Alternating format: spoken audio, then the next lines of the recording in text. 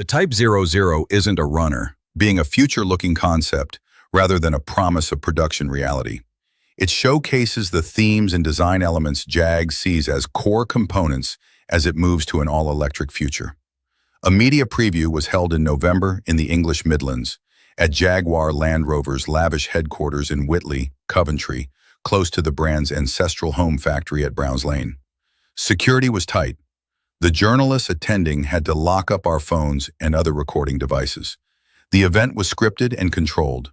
Jaguar has a story to tell and wants to determine how this is presented. The show started by running the marketing videos that have generated so much gooey commentary. The big reveal, the Type 00, came after that. Behind the promises of breaking molds and copying nothing, this is still a car that sits on four wheels, albeit enormous 23-inch wheels. Sadly, although I got to see a physical model against the neutral background of a viewing room, the only images Jaguar has released are heavily manipulated renderings, with pink and blue versions of the car surrounded by similarly vivid backgrounds. But I can assure you the concept really does look like this. The Type 00 is a giant two-door with a general profile that harkens back to cars like the 1948 Alfa 6C 2500 Competizione Coupe, and to a lesser extent, Jaguar's own E-Type coupe.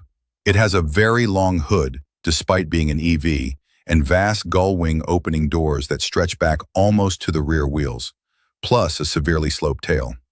But while the E-Type and 6C were all curvy, the Type 00 is edgy. Its faceted surfaces pick up the light and reflect it aggressively, giving the car what struck me as a 70s sci-fi vibe. Think of the aesthetic of the design of the original Tron or Logan's Run.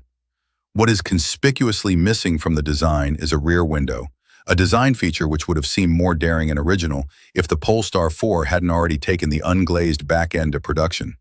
Instead, the Type 00's back is lifted by a strike-through element further down, horizontal bars emphasizing the width of the vehicle, and also containing the otherwise hidden taillights.